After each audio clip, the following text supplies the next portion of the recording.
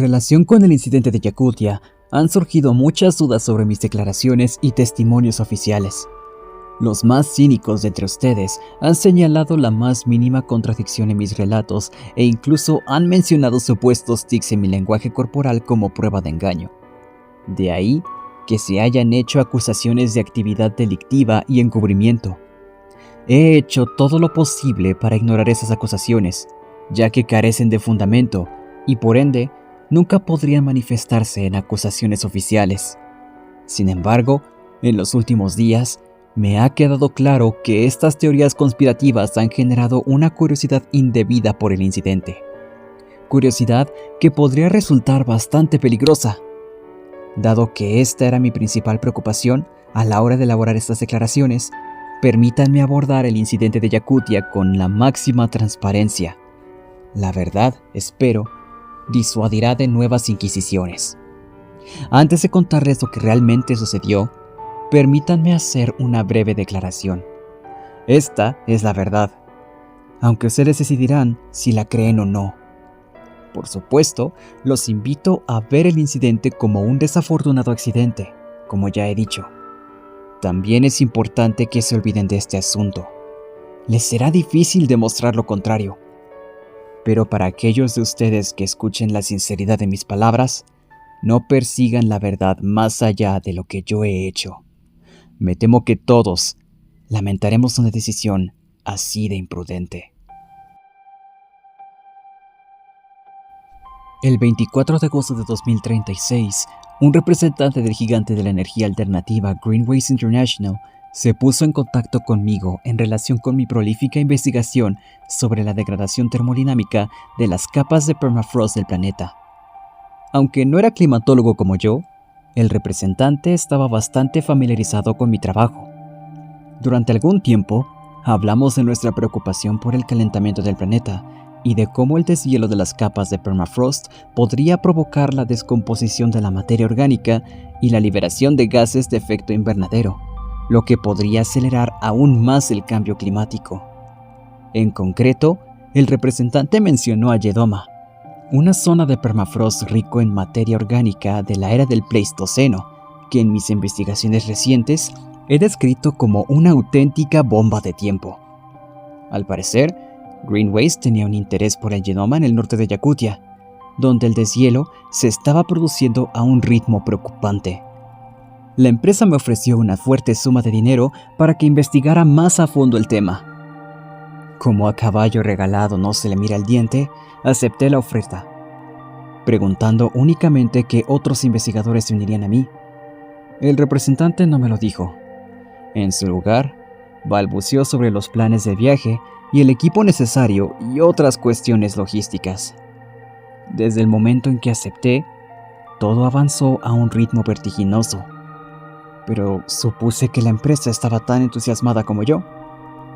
Al cabo de un mes, me encontraba recorriendo el lejano oriente ruso en la parte trasera de un viejo jeep. En él viajaban conmigo Ulrich Klein, Madeleine Walsh e Igor Shmivkov. Los cuatro éramos climatólogos. Conocí a Ulrich en una conferencia, mientras que a los demás solo los conocía por mis lecturas. En cualquier caso, había cierto compañerismo entre nosotros, por lo que el viaje nos resultó bastante agradable. La conversación fluyó, al igual que el vino que trajo Madeleine para pasar el rato. Este compañerismo se debía, en primer lugar, a que compartíamos el mismo tema de estudio, pero sobre todo a que estábamos separados del resto del equipo de expedición desde el principio. Los navegantes, ambos locales, iban adelante. No parecía ilógico, ya que alguien tenía que guiarnos hasta el lugar adecuado. Detrás de ellos iba otro jeep con el jefe de todo el equipo, Eric Nosworthy. Eric era un ejecutivo de Greenways. Era un hombre tranquilo y agradable, aunque casi siempre se comunicaba con nosotros a través de una radio bidireccional. En su coche iban otras 2 personas con él. Nunca me los presentaron formalmente. Cada vez que parábamos para hacer un descanso o para retirar escombros de la carretera, Eric se aseguraba de mantenernos distantes de los miembros misteriosos de nuestro equipo. Nos encargaba que revisáramos el equipamiento, trazáramos las zonas a medir y elaboráramos los horarios. Trabajo ajetreado y distracciones. Eso era todo. Igor fue el primero en cuestionar las intenciones de Eric, llegando incluso a confrontarlo directamente. Pero Eric lo desestimó rápidamente. Una vez que llegáramos al lugar de nuestro estudio, dijo, presentaría a todos formalmente. Era mentira, pero para entonces eso sería lo de menos. En cuanto al resto de nosotros, nuestras sospechas aparecieron poco después de las de Igor. A pesar de que Eric nos encargó encontrar zonas prometedoras para la investigación, todas nuestras sugerencias fueron ignoradas. Estaba claro que la expedición ya tenía un destino en mente. Nosotros solo íbamos de paseo.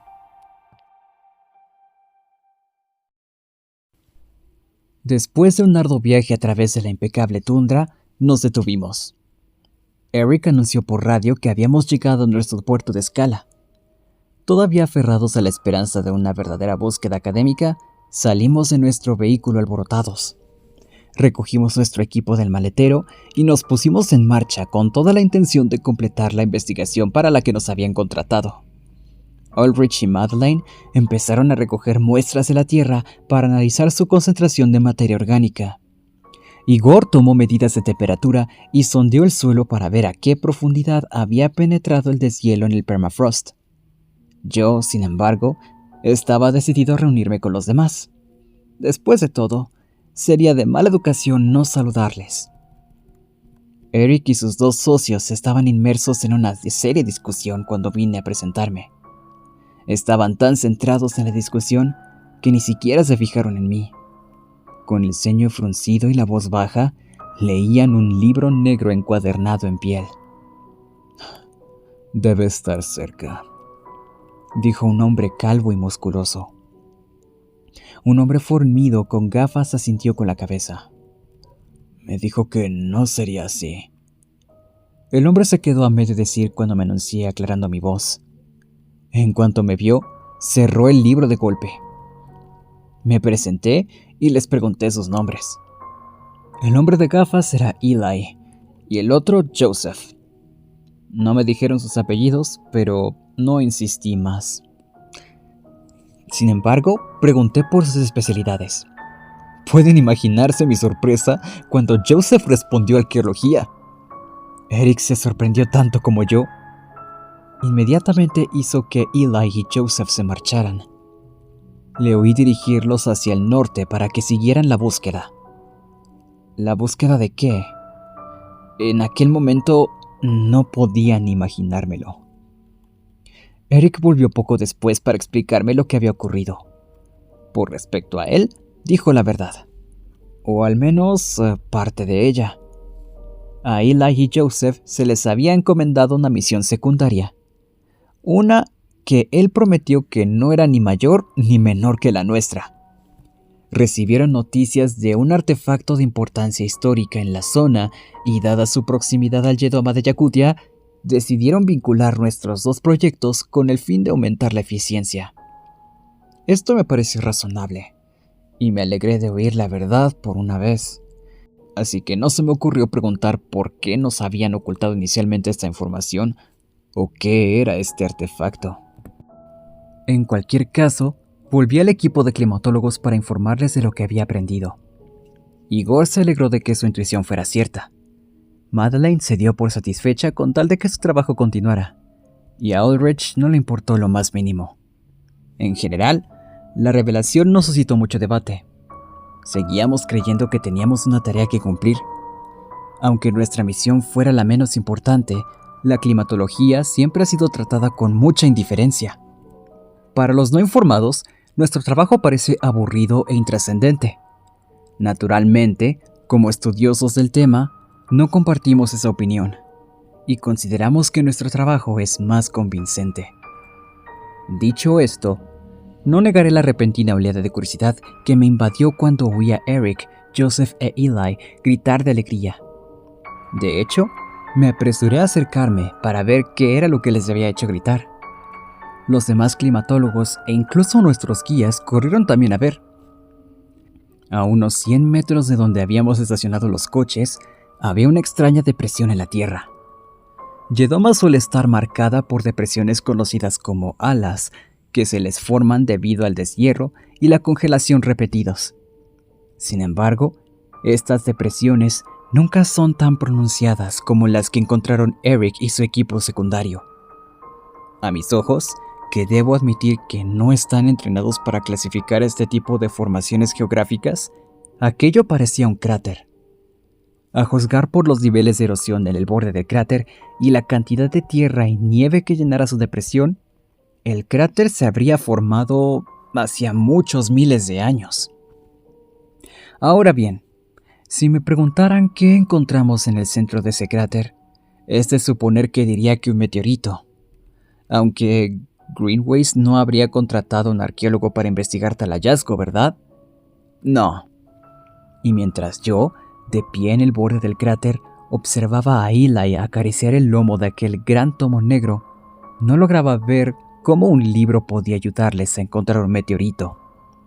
Tampoco podía razonar por qué, habiendo encontrado el lugar del accidente, seguía aferrándose religiosamente a él, como si se tratara de los sagrados testamentos de Jesucristo. No, en el centro del cráter no había un meteorito. Era el artefacto que Eric había mencionado. Durante un rato, no lo vi por mí mismo. Joseph, intencionalmente o no, bloqueó nuestra vista mientras removía la suciedad y la nieve acumuladas durante siglos. No era una tarea tan difícil, dado el mal estado del precioso permafrost de Yakutia. No obstante, esperamos impacientes a que el artefacto se nos revelara. Y cuando Joseph por fin tiró la pala, yo descendí al cráter para verlo más de cerca. Yo no habría elegido la palabra artefacto, pues aquello parecía más bien un monumento. Era un cilindro perfecto al que no había afectado la erosión. Su superficie era lisa, salvo por un par de hélices que rodeaban al artefacto y se cruzaban a intervalos cada vez mayores a medida que uno se acercaba a su base. En la parte superior del artefacto había una especie de orificio rodeado por 3 hojas curvas. La finalidad y la ubicación de esta reliquia dejaron perplejos incluso a Eli y Joseph. Sin embargo, la composición del hallazgo hizo que todos nos rascáramos la cabeza. El artefacto era rígido e inflexible, y su color era pálido y gris. La cosa era horrible a la vista, e inmediatamente nos atrajo a la mente imágenes de cadáveres agarrotados por el rigor mortis. Además, en la base de la reliquia había una especie de telaraña ennegrecida en las puntas, como carbonizada. A primera vista, parecía una especie de crecimiento vegetativo con zarcillos en forma de enredadera que se expandían hacia el exterior.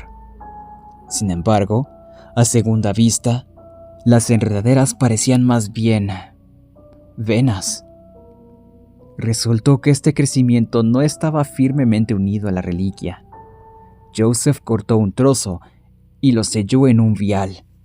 Mientras me maravillaba ante el inexplicable hallazgo, un pensamiento inquietante se materializó en mi cabeza. Para mí, la forma más eficaz de explicar esta idea es compararla con la sensación que se tiene al estar al borde de un precipicio.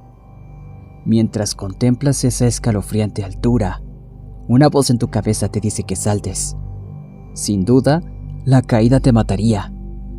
Ese pensamiento no tiene por qué entrar en tu cabeza en un momento tan inoportuno. Y de cualquier manera, aparece, naturalmente. Por eso, cuando pensé en hundir la mano en el orificio de la reliquia forrado de cuchillas, descarté el pensamiento como algo natural. Mientras me sacudía este pensamiento, miré a los demás miembros de nuestro variado equipo. Estaban paralizados por el artefacto.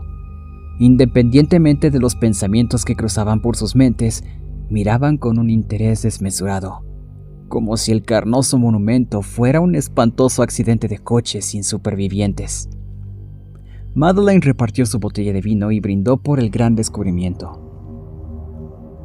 No tardó mucho en que se abandonaran todas las pretensiones de nuestra misión. Eric se consumió por su interés en la reliquia.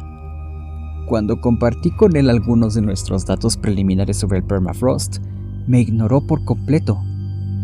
Cuando pregunté a los navegantes sobre nuestro próximo destino, simplemente negaron con la cabeza. Se encogieron de hombros. No nos dieron indicaciones. No tenían ningún plan. Así que abordé el tema con Eric tan delicadamente como pude. Mi equipo había recopilado todos los datos que necesitábamos del lugar y estábamos listos para partir. La sola idea de dejar atrás la reliquia enfureció a Eric. Entró en un estado maníaco como nunca había visto a nadie.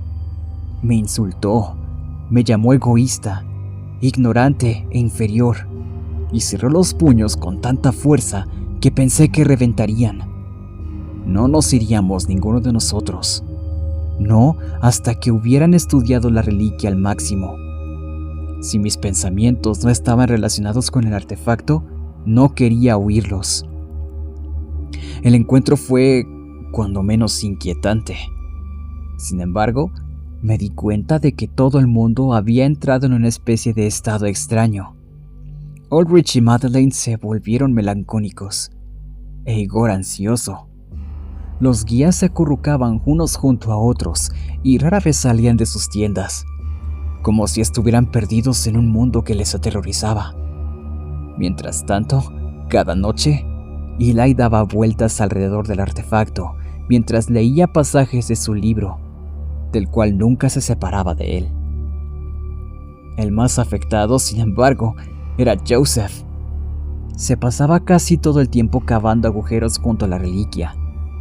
La temperatura había bajado mucho desde que llegamos al yacimiento, por lo que resultaba molesto. A pesar de todo, pasaba el día cavando hasta que sus manos quedaban destrozadas y su cabeza goteando de sudor.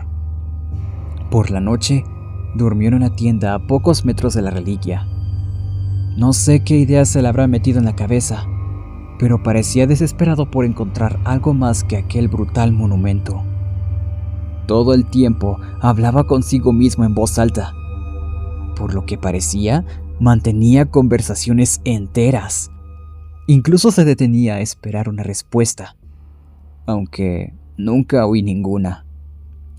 Estas conversaciones eran en su mayoría civiles. Con Eric, sin embargo, era otra historia. A veces los escuchaba discutir sobre la reliquia. Sus voces alcanzaban volúmenes tan altos que estaba seguro de que sus desacuerdos acabarían en violencia. ¿Cómo podía alguien exaltarse tanto por una creación tan horrible? ¿Y sobre qué? No tenía idea. Pero solo era cuestión de tiempo para que sus frecuentes discusiones se intensificaran.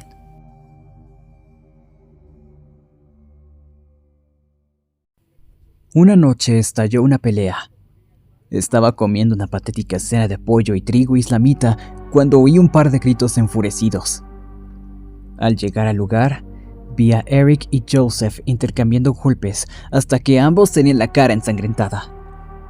Eli, que seguía agarrando su sagrado grimorio, intentó apartar a Joseph sin mucho éxito. Los dos guías intentaron derribarlo, pero el enorme hombre seguía agitando los brazos desafiantemente. Mientras lo hacía, le vi blandir un bidón de gasolina en la mano izquierda. Poco a poco me di cuenta de que Joseph había cambiado de opinión, y de forma significativa. La reliquia no necesitaba ser estudiada. En su opinión, había que quemarla. Yo, por supuesto, no tenía nada que ver con este artefacto, pero me parecía un desperdicio dejar que Joseph lo destruyera después de que todo el mundo se pusiera a temblar por esa cosa repugnante. Así que me uní al esfuerzo por contener a Joseph. Juntos le arrancamos la gasolina de la mano y lo atamos al poste dentro de su tienda. El pobre Joseph tenía un aspecto horrible. Su rostro estaba espantosamente pálido y demacrado, como si la piel se le estuviera derritiendo. Como no solía relacionarme con él, no tenía ningún marco de referencia, pero recuerdo que pensaba que su cuerpo era demasiado largo. Sus proporciones parecían desmedidas. En cualquier caso, me preocupaba más la cordura de Joseph. Balbuceaba sin parar sobre la carne y la sangre y sobre alguien sin nombre al que se refería simplemente como él. Cuando a Joseph le quedó claro que ninguno de nosotros entendía lo que decía, empezó a murmurar a que había perdido el control. Naturalmente, pensamos que se refería a la pelea, pero no era exactamente así. Una vez que Joseph pudo tranquilizarse, volví a mi tienda para descansar. Todo el incidente me había agotado y ni siquiera tenía fuerzas para terminarme la cena. Desafortunadamente, era iluso pensar que iba a dormir bien. Aquella noche, me encontré volando a través de distorsionados paisajes oníricos envueltos en sombras rojas. Caí por montañas de alturas enloquecedoras, con sus grandes cuerpos de piedra recubiertos de venas negras y palpitantes.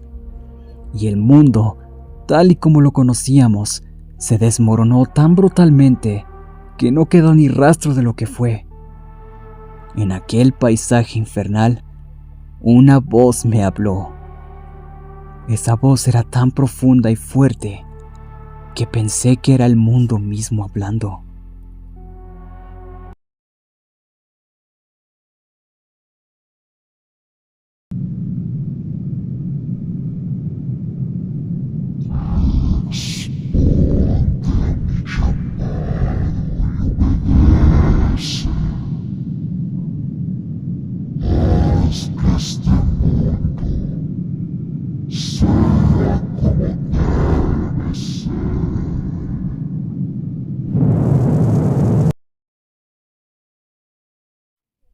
Me desperté con un sudor caliente, perturbado en sí por el sueño, pero también por una creciente conmoción fuera. Sin duda, Joseph era el culpable. Solo podía suponer que había escapado de sus ataduras durante la noche y continuaba con sus planes de destruir el artefacto. Como ya he dicho, yo no tenía nada que ver con esto, así que consideré la posibilidad de dejar que los demás resolvieran el asunto por su cuenta. Pero mi curiosidad me venció y no había podido volver a dormirme, aunque lo hubiera intentado. Además, escuché a alguien gritar algo que nadie espera oír. ¡Agarra el arma! Mi primer instinto fue decir que un oso había entrado al campamento. Al fin y al cabo, para esto trajeron armas de fuego para la expedición. Pobre Joseph, pensé al ver a una multitud reunida en la entrada de su tienda. Literalmente, lo habíamos dejado como presa fácil para un oso al atarlo de esa manera. Me apresuré a unirme a ellos, pero no vi a un oso. Vi algo mucho peor. Joseph seguía atado a su puesto.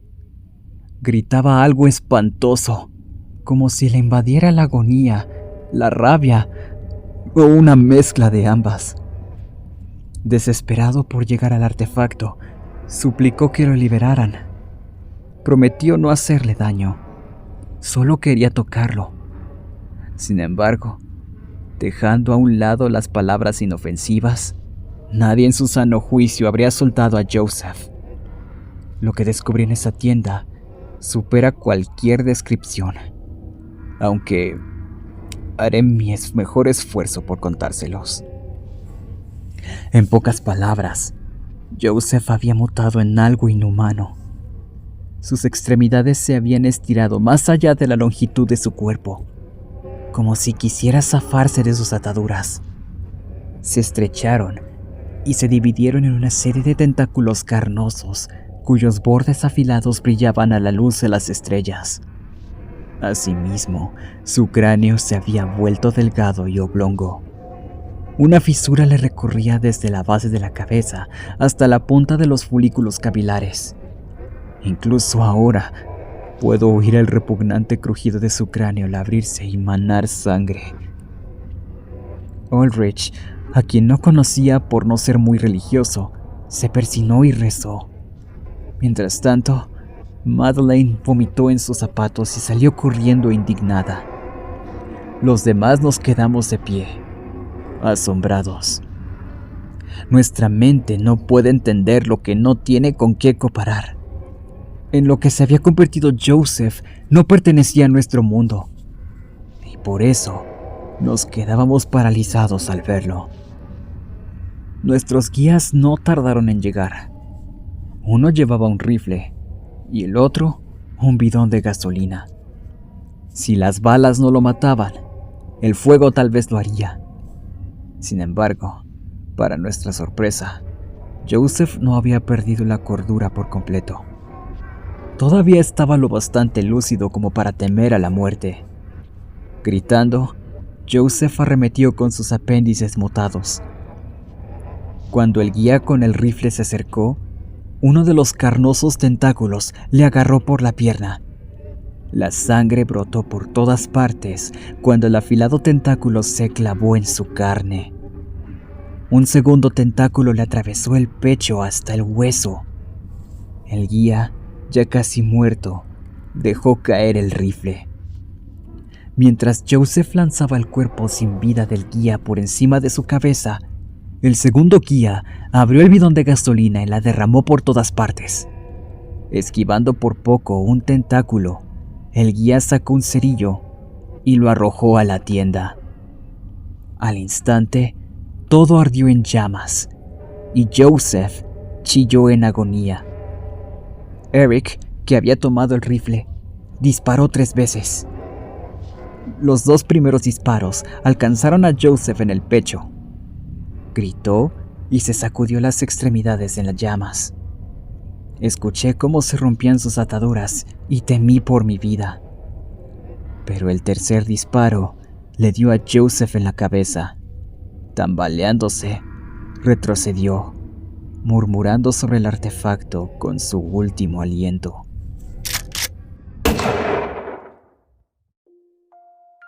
Durante un rato, vimos arder la tienda y a Joseph con ella. No recuerdo qué pasó por mi mente, si es que pensé en algo. ¿Cómo puede uno procesar tales horrores con un completo control de sus facultades racionales? La racionalidad nos había dejado atrás. Lo único que nos quedaba por hacer era quedarnos boquiabiertos como idiotas. Eric fue el primero en acercarse del cadáver humeante de Joseph. Mantuvo el rifle en su poder mientras paseaba por el campamento, sin dejar de mirar el macabro monumento de carne. Asustado por su comportamiento agitado, me alejé lentamente de la escena, pero Igor me tomó del brazo y me llevó hacia nuestro jefe. Yo era su apoyo moral. ¿Qué demonios está pasando aquí?, preguntó Madeleine, que había terminado de vaciar el contenido de su estómago, uniéndose a Igor en su enfado. Esto nunca tuvo que ver con el Yedoma, ¿verdad?, dijo. Incluso Ulrich tomó una palabra. Nos debes una explicación, dijo. Comprensiblemente, el guía que nos quedaba era el que menos perdonaba el secretismo de Eric. Su amigo había muerto por una misión que ninguno de nosotros entendía del todo. Si no fuera por la pistola que Eric sostenía, creo que el guía habría respondido con violencia. En vez de eso, solo pudo maldecir y dar pisotones de rabia. Silencioso como la noche, Eli apareció junto a nosotros con su libro en la mano. Se ajustó las gafas y suspiró desde lo más profundo de su pecho. Si tú no se los vas a decir, le dijo a Eric, entonces supongo que lo haré yo. Eli, juramos que alguien acaba de morir, Eric. Hay que decirles la verdad. Muy bien, pero la misión no cambia, dijo. Con calma y de manera calculada, Eli nos explicó que toda la misión climática era solo una fachada para fines de relaciones públicas. Ya nos lo esperábamos, y estábamos de acuerdo en que a los accionistas de Greenways no les haría ninguna gracia oír que su empresa energética participaba en expediciones arqueológicas sin sentido. Sin embargo, Eli nos explicó de forma muy razonable y mesurada que su aventura tenía un propósito. Para reforzar su argumento, levantó el libro negro encuadernado en cuero. El gran tomo gótico era, según él, el gran grimorio del dragón rojo. No era una traducción, ni una copia, sino el propio libro de la leyenda. Sin duda, no necesitan que les cuente las historias. Todos los que hojean sus páginas están destinados a un terrible y espantoso final. Por eso, se pueden imaginar el murmullo que recorrió a todos nosotros. Si le creíamos a Eli o no, no venía al caso. La verdad ya había dado un giro terrible. Sin embargo, decidido a explicarse, Eli continuó. Las historias que habíamos oído sobre el libro eran simplemente eso. Si había que creerle, el Grimorio del Dragón Rojo contenía una gran riqueza de conocimientos sobre lo que el mundo era y podía ser. Conocimientos supuestamente transmitidos por seres divinos del más allá. En su expedición, el Grimorio mencionaba una antigua ciudad construida por los dioses mismos, pero el libro no especificaba exactamente en dónde estaba esa ciudad. Esa revelación llegó en un sueño. Según Eli, él y Eric y Joseph tuvieron el mismo sueño esa noche después de leer juntos el Grimorio del Dragón Rojo. Fue entonces cuando una voz compartió con ellos las coordenadas de la ciudad, añadiendo que él dormía allí. Esa voz misteriosa solo podía ser de un dios. ¿Cómo más podrían haber sido contactados de la misma forma y al mismo tiempo? Miré a Eric, que seguía enfadado con el rifle en la mano. Asintió para confirmar que todo esto era cierto. Habiendo suspendido mi incredulidad, todavía encontraba un problema evidente en la historia de Eli. Habíamos viajado las coordenadas divinamente dadas y no habíamos encontrado ninguna ciudad ni ningún dios durmiente. En su lugar, habíamos encontrado un monumento. No quedaba nada más. Cuando se lo dije, Eli pareció preocupado y Eric aún más. «Debe de estar aquí», dijo nuestro jefe. «No nos iremos hasta que lo encontremos». «¿Y Joseph?», preguntó Igor. «Sí, ¿y Joseph?», pensé. Joseph había escuchado la llamada de su dios y había corrido hacia la tundra desolada para recibir sus bendiciones. En lugar de eso, fue recibido con locura y mutación, cosas que aún no podía explicar con precisión. Por desgracia, ni Eli ni Eric podían explicarlo tampoco. Sus miradas vacías y distantes ofrecían poco consuelo a los que queríamos marcharnos. Aún así, la misión no había terminado. Al contrario, Eric decidió acelerar la excavación con explosiones controladas de nitrato de amonio. Con el debido respeto a nuestro líder amado, me opuse a esta idea. Naturalmente, fui desautorizado. Eric detonó un explosivo antes de darse cuenta de su error. El nitrato de amonio encendió una bolsa de metano que abundan en el permafrost de Yakutia y explotó en una enorme bola de fuego. Además de casi matar a Eric, la explosión se acercó peligrosamente a la reliquia. Las grietas atravesaron el suelo, que se movió bajo el asqueroso artefacto. Una explosión más y probablemente volvería bajo tierra, donde realmente pertenecía. Eric no tuvo más remedio que continuar el trabajo de Joseph con la pala. Y vaya que le sirvió. Tras días de trabajo, no había encontrado ni una sola señal de la antigua ciudad o de su dios. Era obvio para mí, como estoy seguro que lo es para ustedes, que no había ciudad que encontrar. Aún así, la gente estaba cada vez más inquieta. Madeleine y Ulrich se unieron a Eric e Eli en su búsqueda. Aunque solo fuera para llegar a casa más pronto, pero el trabajo parecía restarles fuerza vital. En cuestión de horas, noté un grave deterioro de su salud y su estado de ánimo. Cada vez se parecían más a Joseph antes de su inminente fallecimiento. Sus rostros se habían vuelto alargados y pálidos. El sudor chorreaba de sus cuerpos delgados. La locura se filtraba en sus palabras. Las peleas internas y los arrebatos se volvieron demasiado comunes. Igor también se enfurecía rápidamente, pero supongo que era por miedo. Se dio cuenta de la decadencia del grupo y temía que se convirtieran en monstruos, al igual que Joseph. Aunque la idea también me perturbaba, la idea de marcharme por el motivo que fuera me revolvía el ácido de las tripas. Me encontré buscando excusas para continuar la búsqueda, aunque no tenía ninguna razón lógica para hacerlo. Fue entonces cuando desarrollé una teoría infundada, aunque no imposible, sobre lo que nos había ocurrido y lo que le había ocurrido a Joseph. Encerrado en el permafrost había algo más que metano. Algunos académicos han dicho que bacterias y virus de épocas olvidadas también pueden yacer latentes en la tierra helada. Tal vez al romper el suelo habíamos liberado una plaga sobre nosotros mismos. Si este fuera el caso, sería imprudente volver a la sociedad. Nuestra única opción era quedarnos. Incluso mientras compartía la teoría, sentí que mi intuición gritaba en protesta. Nos acechaba una enfermedad. Eso era seguro. Sin embargo, no pude decir si era natural o no. Ningún patógeno que yo conociera podía hacer lo mismo que le hizo a Joseph.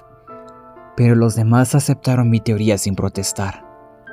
Supongo que la verdad era aún más aterradora. Así que, nos gustara o no, todos decidimos quedarnos y condenarnos al mismo destino que tuvo Joseph. El siguiente en deteriorarse fue Eli. Según el relato de Madeleine, él giraba en espiral alrededor del macabro monumento, como el agua de un desagüe. Aunque ella lo llamaba, no podía oír ni ver nada más allá de la reliquia. Estaba tan ciego al mundo que lo rodeaba que terminó cayendo en las bruces de un agujero.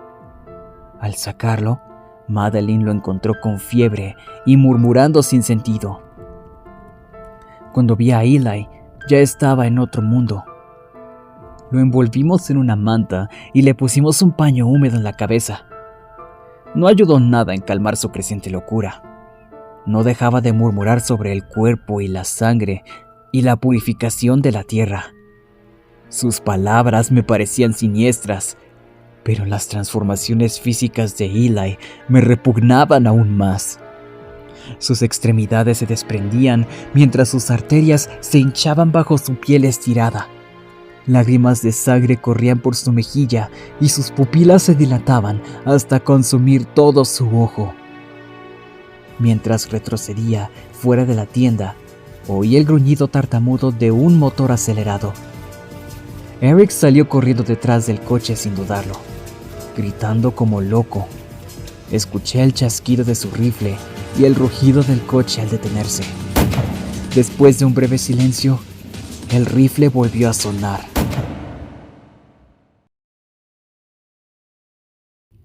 Miré alrededor del campamento y me di cuenta de que el guía había robado el coche. Ahora estaba muerto. Sentí un malestar creciente en las tripas y volví a mi tienda. Igor me estaba esperando con cara de desesperación. «Es el artefacto», dijo. «Tenemos que destruirlo». «A Eric no le gustará», le dije. «Nos ha envenenado. No seremos libres hasta que desaparezca», continuó Igor. «Debes ayudarme. Esta noche usaremos el nitrato de amonio». El plan de Igor me pareció lo más sensato que había oído en toda la expedición. Si había un hilo conductor en nuestros problemas, era ese terrible monumento a la locura. Aún así, me resistí. «Me temo que no me siento cómodo con los explosivos», dije. Igor protestó con vehemencia. Destruir el artefacto era una necesidad para todos nosotros. Si no lo hacíamos ahora, no volveríamos a tener la oportunidad. La locura no tardaría en apoderarse de nosotros. Supuse que tenía razón, pero no podía unirme a él. No puedo, le dije. Pero tampoco te detendré. Haz lo que tengas que hacer. No se lo diré a nadie. Decepcionado, aunque no sorprendido, Igor regresó a su tienda. Agotado por la inquietante sucesión de acontecimientos, me fui a dormir. Con suerte, la pesadilla habría terminado cuando me despertara. Pero el sueño traía sus propias pesadillas. Me encontré otra vez en un mundo destrozado de sombras sangrientas. Y de nuevo, una voz me llamó.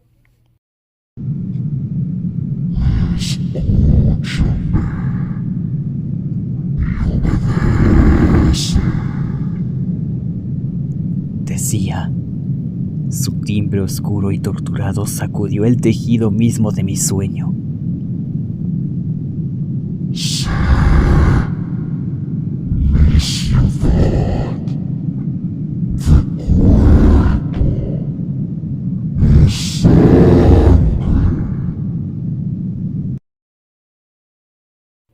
Me desperté sudando. Durante unos instantes, el eco de la voz perduró entre mis oídos. Jadeante, me incorporé y miré al frente. En ese momento, una silueta pasó junto a la entrada de mi tienda. Aún era de noche, así que solo podía suponer que era Igor, a punto de poner en marcha su plan. En lugar de esperar a que una explosión me sobresaltara, me levanté para seguirle. Pero no era Igor el que estaba enfurruñado en la oscuridad. Era Eli. Si no fuera por sus gafas, no le habría reconocido. El vientre redondo del hombre se había hundido mientras su espalda se encorvaba. Sus brazos delgados adquirieron una textura vegetal, como raíces oscuras extendiéndose hacia abajo, con pelos erizados buscando sustento. La piel debajo de sus ojos se había caído unos centímetros, revelando una larga franja de carne rosada y húmeda que brillaba a la luz de las estrellas. Además, el libro negro de Eli ya no estaba. Solo un loco se acercaría a él, y yo aún no me había convertido en eso. En lugar de eso, sacié mi curiosidad siguiéndolo desde la distancia. Vi a Eli deslizarse por el cráter hacia la reliquia. Al parecer, era lo bastante consciente como para evitar los agujeros que había cavado su equipo, pues esta vez los rodeó sin siquiera echar un vistazo. Estaba completamente enfocado. Con lentitud de deliberación, se dirigió hacia la reliquia. Aunque no tenía idea de lo que pasaría cuando Eli alcanzara la reliquia, los rincones más oscuros de mi mente esperaban con gran emoción. Incluso sentí un pequeño aleteo en el pecho, como si mi subconsciente estuviera animando ese preciso momento. Sin embargo, en el fondo de mi corazón, sabía que el resultado no podía ser bueno. Después de lo que había visto en Yakutia, la única expectativa razonable era de horror. Hubo una breve pausa después de que Eli alcanzara la reliquia. Con los ojos entrecerrados, miró fijamente el agujero en forma de cuchilla del monumento. Lo poco de humanidad que le quedaba se resistió con todas sus fuerzas menguantes, pero al final se rindió. Sin previo aviso, Eli golpeó su cabeza contra el artefacto, una y otra vez. Las 3 hojas curvadas se clavaron en su piel y en sus ojos. La piel se desgarró y la sangre brotó cuando su carne quedó atrapada en el artefacto. Este era su sacrificio al dios de sus sueños. Y el sacrificio fue aceptado. El monumento se aferró a su rostro, absorbiéndolo en su espeluznante arquitectura. El cuerpo de Eli se expandió, perdiendo toda forma y definición. Se convirtió en una sábana de carne retorcida que asfixiaba la fría y densa tierra. Las venas negras se bifurcaban a través de su estirado tejido, que se extendía metros y metros en todas direcciones. ¿Lo ves?, dijo. Tenemos que destruirlo. Yo estaba completamente de acuerdo. Sin embargo, me dolía decirlo. ¿Cómo podía aferrarme a esta horrible abominación después de lo que había visto? ¿Cómo podía resistirme a lo que sabía que era necesario?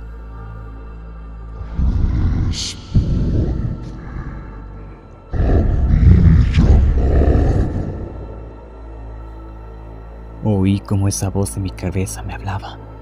Me tambaleé mientras mi visión se mareaba.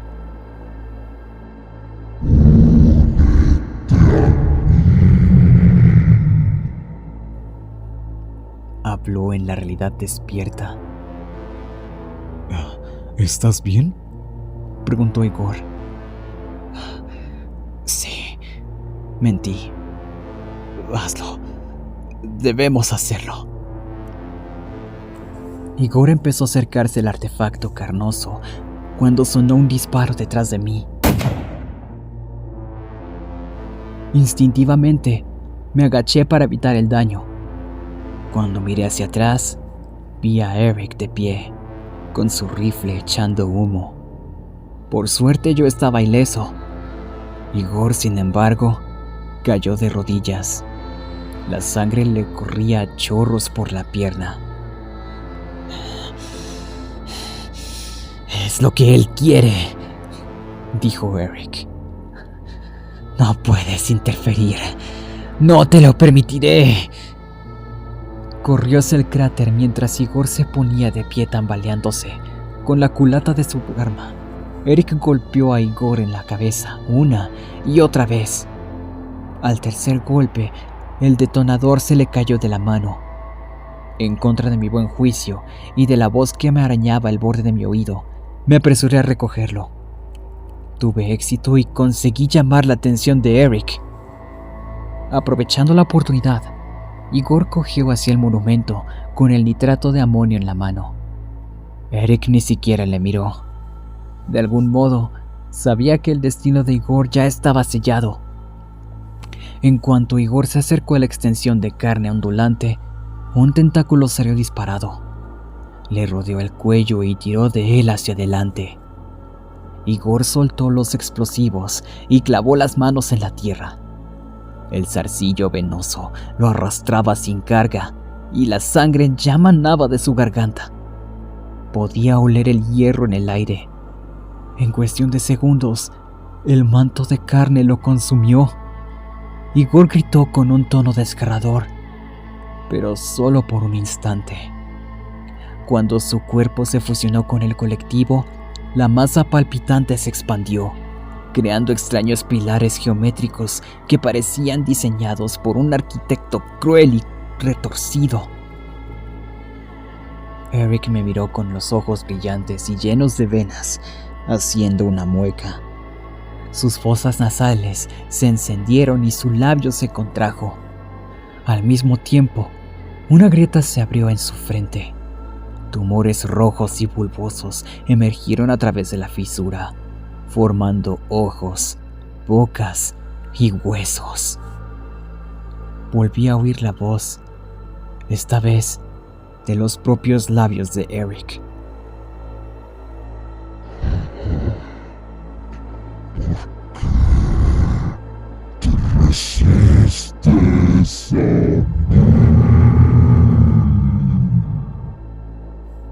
Dijo. Eric tiró la pistola con una amenazante muestra de confianza. Detrás de él, vi la figura mutada de Ulrich arrastrando a una Madeleine que gritaba hacia el monumento. Juntos cayeron en la masa de carne esculpida y sangre. Los gritos de Madeleine se oscurecieron y tartamudeaban a medida que su rostro era absorbido por el conjunto. Ulrich se derritió sin hacer ruido. Sus sacrificios alimentaron la monstruosa ciudad de carne que se extendió hasta las alturas, lo que antes dominaba todo. El horrendo monumento ahora parecía solo un trazo en un lienzo de horrores que no dejaba de expandirse.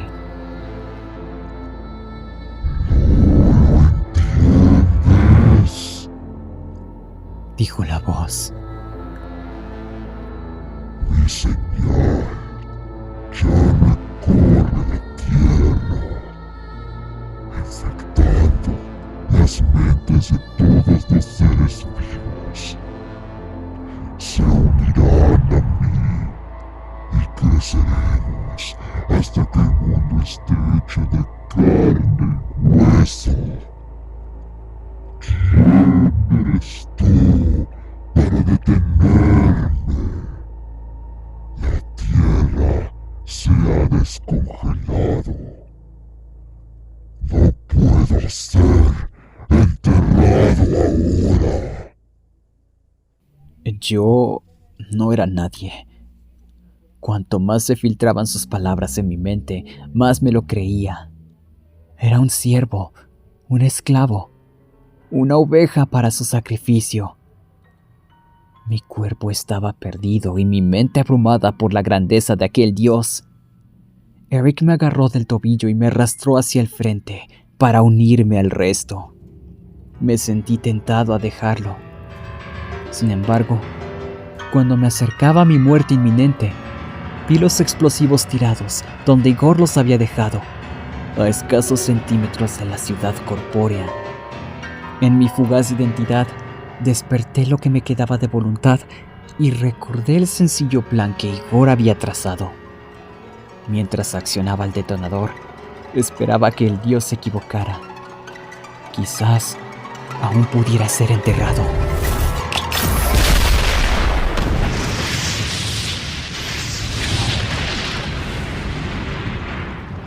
El nitrato de amonio se encendió al contacto con una bolsa de metano subyacente, provocando una gloriosa explosión de fuego. Fragmentos de carne y huesos salieron desprendidos y la sangre llovió por el cielo. Los temblores sacudieron la tierra y el suelo cayó hacia adentro. Luché como un loco para salir a tiempo. Eric no tuvo tanta suerte. Donde antes estaba él, ahora veía una nube de polvo y una salpicadura roja. En cuanto al artefacto, no podría decir si estaba enterrado o destruido. No se veía por ninguna parte y, francamente, ese era el único consuelo que necesitaba. La voz del dios se apagó y recuperé la cordura. Tomé uno de los jeeps y huí de ese lugar maldito a toda prisa. Y así fue como volví a ustedes, los únicos supervivientes de una pesadilla viva. Durante algún tiempo soporté esa verdad en silencio, sufriendo sus retorcidas teorías conspirativas y sus dolorosas acusaciones. Lo hice por ustedes, para que la verdad nunca les condujera a terrores tan crueles como los que yo había experimentado. Sin embargo, mi paciencia se agotó. Si ustedes no podían callarse, pensé, entonces yo tampoco. Ahora acepten mi relato honesto y acaben con su curiosidad, porque solo les causará daño. Olvídenlo, para que nunca sientan la tentación de buscarlo de nuevo. Por favor, por el bien de todos.